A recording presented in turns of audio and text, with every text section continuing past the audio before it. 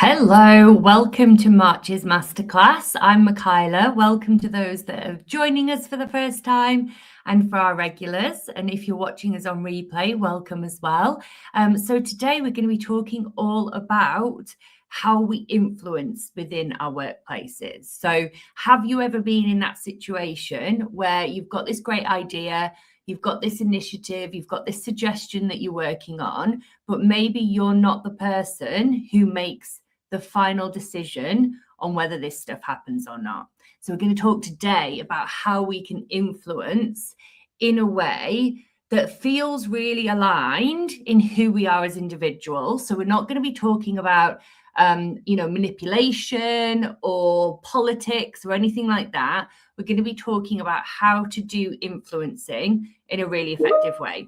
And we're going to talk about this in the context of every different scenario that we could come across in our workplaces. But the story and why this came about is actually from an event I ran earlier in February. So before I get started on that, I do want to share something that's been kind of on my heart a little bit the last few days. So I haven't been on LinkedIn for a few weeks now, may even be a month actually. And although I know that I really need to get back into it because I do genuinely love the community that I'm part of on LinkedIn. I also want to remind anyone who is tuning in, who's maybe felt like I have that little bit of pressure to show up or be visible. And I want to remind you of this, all of it matters and none of it does.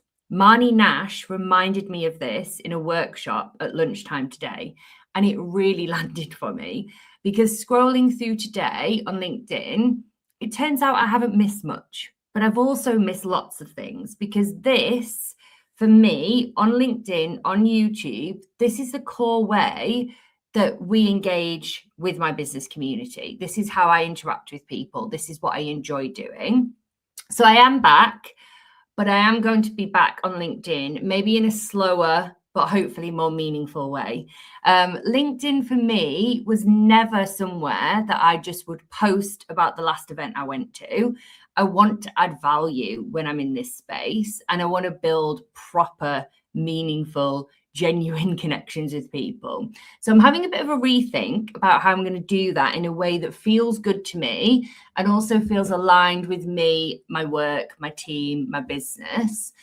So this means many people may not have even seen this masterclass pop up because, in all honesty, I only shared about it for the first time about an hour ago, unless you're on my newsletter, that is. So if you are here, thank you so much for being here, and let's dive in to what we're talking about today. So what is it that sometimes stands between you and your ability to create the change that you want to in your workplace, in your organization? Because for most of the leaders I work with, it's often, well, in fact, it's never a lack of knowledge. Yeah, they really know their stuff and they know what they want to achieve in their workplace. It's also often, it's not just resources issue. Yeah, it's not even time. Sometimes we think we're so full of busy and our diaries are so full, but actually for anything important, we can find and make the space. Often the thing that is standing between them being able to create the change that they want in their organization is that they can't get the buy-in from the people who actually make the decisions in their organization. And so what this often means is that they're not being able to get traction on the stuff that's really important to them. So we're going to dive into that today, and I'm going to tell you a bit of a story of how this kind of came about really as an idea for a masterclass. Because as you know, we do one each month. So if you want to watch the replay and see some of our previous topics, they are available on YouTube or on our LinkedIn page as well. So you know who I am, but if you haven't met me before, I'm Michaela Rini. I run an organization called Opportunity Global, and we work with what we call our accidental leaders. You may be one, or you may have worked with one before. These are technically brilliant people who are so competent in what they do, they get promoted, and then lo and behold, they're in a leadership role, they're leading people, and they haven't been given the true learning, support, coaching, and development to do that well. And that's what we do. We go into organizations and we help them with that stuff. Okay, so how do we get people to care about the stuff that we want to move forward? So this little story comes from February. So in February, I was facilitating an inclusive leadership event in Northumberland. And we were at the point in the day when we were in group discussions. And one of the people who were with us that day asked, how do I get my board to actually care about this stuff? So we were talking about all of the great ways us as individuals could be showing up in a more inclusive way in our everyday behaviors and actions. And we were talking about ways in which we could implement change across our organization to attract new talent and retain that talent. Someone else asked, how do I make them understand that by not doing this stuff, we're actually holding people in our team back? Another person said, future generations, they're not going to accept what we've all accepted in the workplace. So how do we make sure our leaders, the people who are in the decision-making roles, how do we make them see that so that change can really be effective and be truly embedded in the organization? So over the course of this discussion, there was probably about maybe 6 variations of the same kind of question in the room, all from different organizations, different sectors, but that same fundamental problem. These leaders could absolutely see what needed to change in their organization, in their team dynamics, in the structure. They absolutely knew that their organizations were actually at risk if they didn't adapt and change. But they were stuck either softening the message so much because they were worried about the reaction of people around them, or perhaps not speaking up and not being heard. So today, I'm going to try my best in 30 minutes, so it's not long, to tackle some of this. So we'll see how we go as we go along. But if there's any questions as we go, drop them in the chat, or we can pick them up separately if you want to send me a private message as well. So LinkedIn's always a good place to find me, or I'm also on Instagram, and I'll share my details again at the end of the session. So I'm going to share with you this 3A framework. It's actually one of our frameworks that we designed a few years ago, and we think that it really helps you to think about how you influence up, even when sometimes it feels like those senior leaders aren't listening to us. So whether you're trying to get buy-in for some inclusion initiatives or some culture change that you're working through, or to be honest, any idea that your leadership team sees as being much more of a kind of nice to have instead of something that's essential, this framework will help you do that.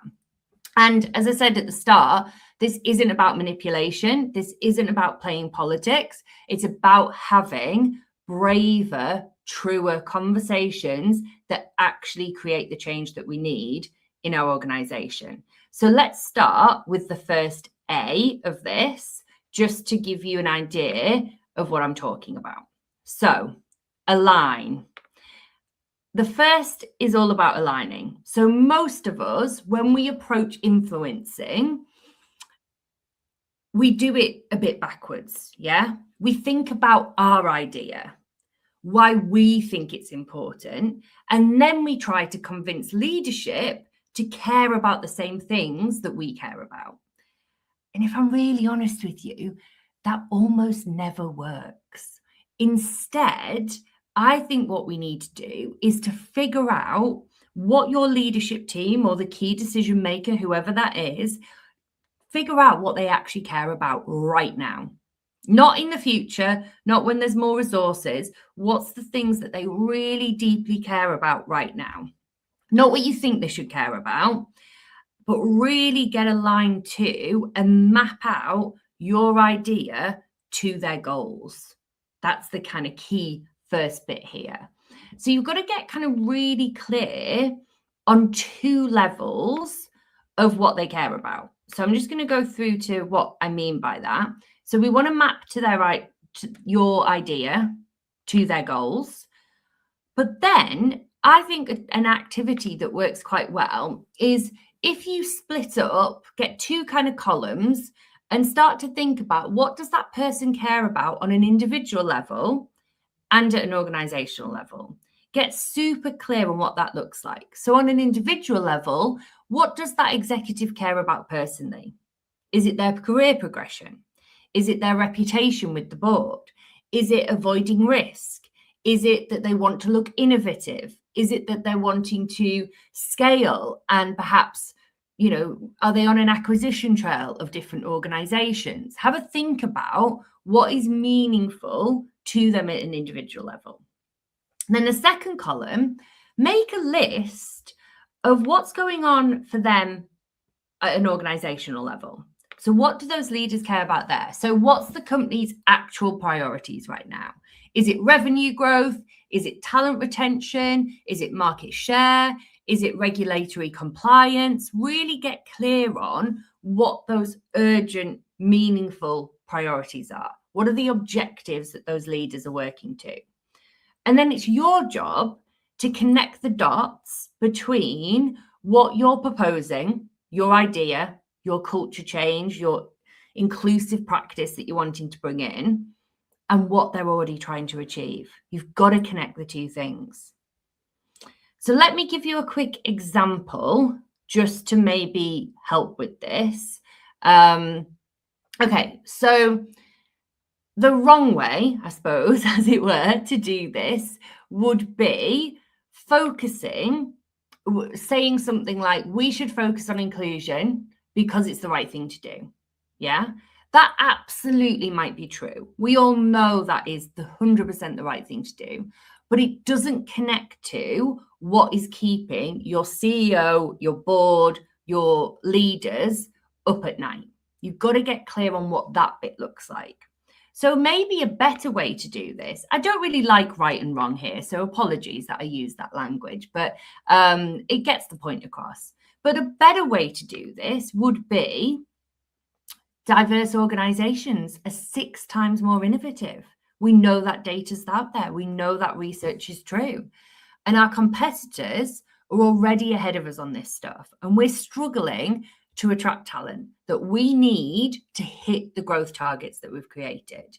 So if we don't shift now, we're actually in danger of potentially not existing in the same way that we do now in the next 5 to 10 years.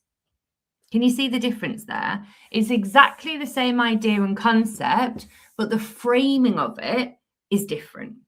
And one is more about a moral obligation, which we absolutely hope our leaders in the world would have. But the other is also about business survival, which quite honestly is critical, for every organization, especially in the current climate. So we've got to think about how we frame things to really hone in on what is keeping your leaders up at night. So as we think about Align as our first part of this 3A model, before you walk into that conversation with your leadership team, your CEO, whoever it is, ask yourself, what are their top 3 priorities right now? Not last quarter, not last year, not what might be said in the strategic plan that's some big document that's held somewhere or, 50 slide deck document. Instead, think about what's actually keeping them up at night this week. Right now, what's the kind of urgent thing that is challenging them? I think the next thing is thinking about what success would look like in their language. So if you're talking to the CFO, for example, that's probably going to be more focused on numbers and the finances. If you're talking to the chief people officer, it's going to probably be more focused around retention and engagement. So really think about your audience and what's going to be most critical to them. The next thing to think about is how will you actually measure impact in a way that these individuals that you're engaging with actually care about? So not in a way that feels good to you, not in the simplest way, but what is it that they care about? So rather than just saying we want a better culture, get really clear into the detail. So for example, you could think about, actually, we're going to reduce turnover of staff by X%, or we're going to increase innovation metrics by Y. So get really clear on what that actual change and shift will be, so that you can really measure something that people care about and that's going to have the biggest impact on you and your organization. So I'm just quick water break. Anyone who's joined before, I love to chat. So this could go on longer than 30 minutes, but I'm going to really try and keep to it. And critically, when you're going through this, I think it's also really important to absolutely sell the benefits and the positives of what you're wanting to do and achieve. But I also think it's important to really dig deep into what happens if we don't do this. What's the risk there? What's the consequences that we're actually going to be facing as a team and as an organization? Because sometimes the fear of what we might lose or what might not go as well as we need it to can be more motivating than the promise of some gain that might feel a little bit kind of abstract at this point in time.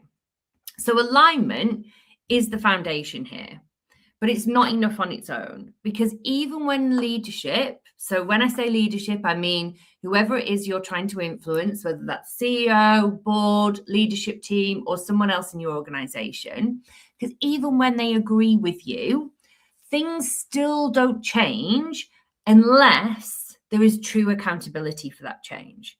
I honestly firmly believe that no culture change happens in an organization without accountability. So this brings us nicely to the second A, which is all about anchoring into accountability. So what I want to kind of, I guess, talk about here and just land for you a little bit is that accountability, again, I know I've said this already, but I talk about it a lot and I think it's really, really important. Accountability is the only thing that shifts culture, full stop. I don't think there's anything else that does. You can have all the alignment in the world. You can have everyone with these beautiful strategy documents, all in agreement, loads of great presentations. Everyone's all saying all the same things. But unless we have accountability, nothing will change. So people might nod along enthusiastically in your meetings. They might say, yep, this is super important, but we need that accountability to actually make sure this stuff sticks. So how do we actually do that? What does it look like? I'm going to give you some thoughts on that now. So make it a key objective. So rather than anything that you're trying to embed from a culture perspective or from a inclusion perspective, rather than it just being for HR or your diversity champions or your culture champions or whatever it is you call those sorts of people that are given that task, that project in your organization, it can't just be for them. It's got to be for everyone. So making inclusion a key objective for every single person in your organization is super, super powerful. When inclusion or whatever it is that you're trying to drive forward becomes part of everyone's objectives, suddenly this stuff is not optional. It's absolutely essential, and it becomes a clear part of every kind of conversation and engagement people are having, whether that's in performance reviews, bonus time, whatever it might be. It's got to be linked in. To make it even more powerful, link it to performance and to the bonuses of the people in your organization. I know it feels kind of gross, to be honest, that we have to do this to get people to really care about this stuff. But you know what? Sometimes I think needs must, yeah? And it's okay if it means that eventually this is going to be tied into the fundamental culture of your organization. So when people's compensation is tied to outcomes, things suddenly get very real very quickly for people in your organization. The next part is making this stuff measurable. So the things that we measure in our organizations are the things that typically get done or get focused on. So define clear metrics, create a dashboard, make it progress really visible to people, because then it suddenly becomes much more real, especially when something is often a feeling, an observation of behavior. It can be quite difficult, I think, for people to tangibly know when that culture shifted. So you've got to get clear on measurables so that you can see that visible progress. The other part of this, and I think this is where you get people really tuned in to the changes that are coming, the new initiatives, the new ways of working, whatever it is that you're trying to roll out, is by making it really visible. So you're going to need regular reporting. You're going to need board updates happening, town halls with the whole organization, because when leadership has to publicly account for some of this progress, or sometimes the lack of it, behavior changes. When this becomes something that everyone is bought into, that everyone's talking about, suddenly over time, slowly but surely, you'll start to see that behavior change take place. And that's when you know it's working. Yeah, that's when we know. So I like this slide. I think it's a good reminder, right? Let me be honest about some of this stuff. I do kind of hate that we have to tie things to money and performance sometimes, and those kind of performance metrics or whatever we are measuring to make them matter. I know it shouldn't be that way, but I've seen it work. Yeah, I've seen it work in lots of organizations. I was talking to a brilliant big financial services organization earlier in March when I was at an awards event, and that we were talking about this. When organizations make inclusion a key objective for everyone, not just a nice to have, not just a tick box, not just doing the bare minimum, when it's then in addition to that linked to performance related bonuses, suddenly things become much more actionable. Things become much more relevant to people. More things are included into the agenda item of key meetings and key decisions with the right people in the room. And suddenly, it might not happen instantly, but you will find that a lot of people then have a better, clearer plan of how they're going to handle this stuff. And suddenly, some resources may become more available. Sometimes the "we don't have time for this" disappears. It's not perfect, yeah. There'll still be things that are challenging, but it does create the opportunity to have change happening at a bigger scale. I do believe that. I really do. So have a think about how you can be tying this stuff into the objectives of your team and the wider organization. Now, if you can't necessarily influence that change across the business right now, maybe you start with your own team. Maybe you get clear on where you bring inclusion into as a clear objective and how that might work for you in your kind of department team. It might be worth something to think about. Okay, so a couple of things to think about when you're looking at this kind of anchor piece. So we've been through alignment. We're now on to how we anchor this stuff in of our 3A model. So you've got to ask yourself things like, what would make your leaders accountable for what you're suggesting? So rather than them just agreeing with it, actually accountable for making it happen. How can we measure progress in ways that really matter to them? Where can we create that visibility? Is it board meetings? Is it all hands calls? Is it something else? We've got to get clear on how we're actually going to make this stuff a reality. And here is the slightly uncomfortable bit. What consequences might exist if nothing changes? Is there a way that we can put some consequences in place? Because actually, if there isn't consequences, does accountability always happen? Possibly not. So we've got to think about what that looks like. So for example, if you roll out inclusion as a key objective, and when it comes to performance review time, that is not taken seriously, and there are not consequences for people who do not start to embed inclusion as an everyday practice as a leader, there's got to be a conversation that happens there. Yeah. There's got to be some feedback. There's got to be maybe a braver, more challenging conversation so that people start to really understand that this isn't going away and this is a key part of how we're going to work as an organization.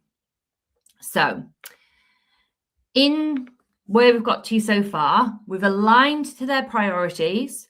We've anchored in to that with accountability, but none of it would matter. You probably know what I'm going to say because I say this quite a lot. None of this would matter if people don't know how to actually do it day to day. So this brings us to the third part of the 3AA model. And this is all about how we actually make action happen. How do we activate to make it as easy as possible for people to honor what we've committed to, what this new inclusion initiative is, what this culture change is that you're pushing, so that that really just becomes embedded in our everyday behaviors. Yeah. Okay. So we can't change another person's behavior. I'm really sad to tell you. I wish we could, right? It would be so much easier. But to be honest, I probably wouldn't have a business if that was the case. So all we can do as leaders and contributors in our workplaces is we can role model the behavior that we want to see. We can make it easy for people around us to do the right thing. We could build out systems or habits or ways of working so that this stuff becomes default, not the exception. So that's the things we can control in this situation. But there's some mistakes, I think, that we do still see happen when people are rolling out culture change. And it's often I think this is the kind of biggest mistake I think we probably see people make, is that we think change happens through policy. So we'll create a new inclusion policy. We will create a new practice about how we do certain things, what behavior we expect in our organization. We may even go a step further and roll out training. We'll send an email from the CEO, from the leadership team, and then nothing fundamentally changes, because at that point, we haven't actually made this new way of working a part of our everyday practice.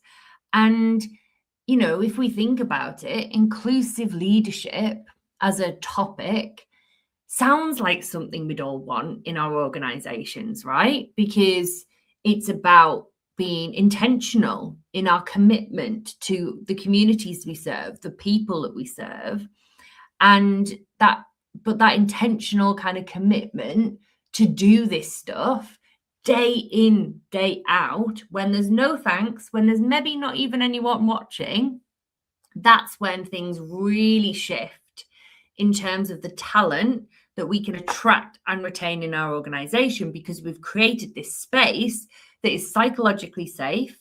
We've built in universal design into our ways of working so that people truly feel like they belong when they come to work with us. So instead of just bolting on inclusion as a policy, we really want to build it into the fundamental universal design of your organization.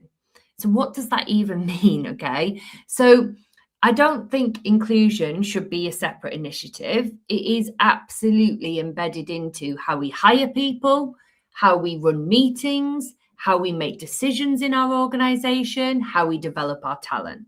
So it's not just something that you do once in some training. It's got to be a habit that we practice daily. And I don't think it's the job of HR or L&D or your head of diversity. It's got to be everybody's job. It's got to be built into how work gets done in your organization. That's when you start to really see a shift. I'm conscious of time for everyone, so I'm going to skip through this a little bit.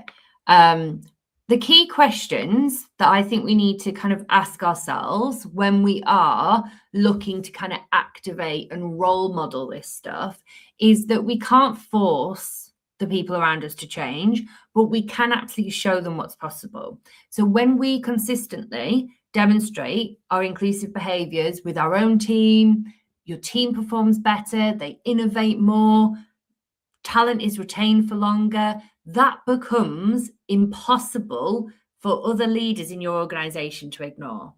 When you have those braver conversations and the outcome is positive change, others will notice. When you build accountability into your own area of influence and it works, it becomes a bit of a best practice and a blueprint for other people around you. So you've got to influence through example, not by waiting for permission, but by showing people what is possible right where you are right now. So these are the questions to think about. What everyday behaviors actually need to change. So get really specific on not just saying we need to be more inclusive, but what does that look like in practice? What is maybe happening and that is working well, and what needs to be developed and improved upon? Have a think about how you can make the right thing the easiest thing. So how do we remove barriers? How do we ensure that this is easy and straightforward for people to get behind? What defaults can we change in how people behave or interact in meetings, for example? So it could be there simple as thinking about how you roll out a new practice for how people do meetings, making sure agendas are sent first, making sure that's built into universal design for how a meeting runs in your organization. You might also want to think about what systems or processes might need updating, because if your systems are designed for the old way of working, people will still default to that old way, no matter what the policy might say. So have a think about what that looks like. And maybe there's people that are doing this well already in your organization that you can learn from. So look inside your organization. Somebody might have already figured out some of this stuff and is doing it well. And you can then really lean on that and use some of that to help you. Yeah. Okay. So just to close out, this is the framework in its entirety. So it's about aligning to their priorities. So rather than selling our idea, map it to their goals, connect it to what your leaders, your CEO, whoever it is in your organization, what they actually care about, both at an individual level and organizationally as well. Anchor with accountability. So make this stuff measurable, tie it to objectives, tie it to performance, create that visibility in your organization, because accountability, like I said before, it's the only thing that shifts culture. Yeah. You can have all the pool tables, endless holidays, freebies, perks, whatever you want in your culture, but the only thing that will fundamentally change it is accountability. And the final one was activate through action. So build it into everyday habits and systems and behaviors, role model behavior, make the right thing the easy thing. Yeah. And before we want to wrap it up, I just want you to have a think about, is there a conversation? Is there an individual that you could engage with in the coming days, weeks, that maybe you've avoided the conversation a little bit, that you could use this framework to really think about how you influence the change that you want to bring in your team, in your organization? I would love you to get back in touch with me and tell me how that conversation went for you. Of course, you can drop any questions in the comments and I'll definitely get to those. But you think about what's that conversation, how you can use the 3A framework to make it happen. And then do tell me, get in touch with me on social media, drop me a message. I'd love to hear how that goes for you. And so there's just one final thought from me.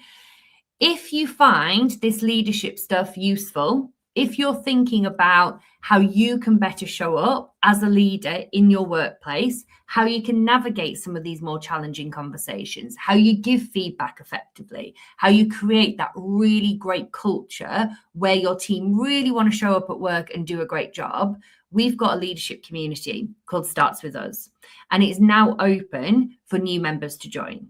So within Starts With Us, you get access to monthly workshops online, group coaching where you can bring your unique challenges and be supported by experts on how to unpick and how to deal with that stuff.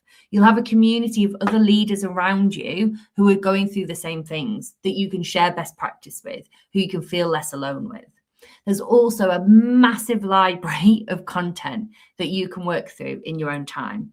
And each year, we also run some in-person events that you would be invited to. So if you'd love to find out more, the QR code is there for you to explore. So you can scan that and find out more. If you struggle with that QR code for whatever reason, I will also share the link for you to find out more as well. It is a paid-for community, but it's very cost-effective. And if you have a team of people that would like access, drop me a message because we could talk to you about a really cost-effective way to do that. So that is the end of our masterclass for today. Thank you so much for joining us. We will be back in April, and we're continuing these each month completely for free because we're so passionate about trying to democratize some of this learning and make it more accessible for more people. Because I honestly believe we can change workplaces, we can make them better, but it's got to start with us doing the work on ourselves first. So have a great rest of your day. And I'd love your feedback on whether an afternoon slot works well for these masterclasses. We've done morning and afternoon. So do let us know. And yeah, thank you for tuning in. Bye-bye.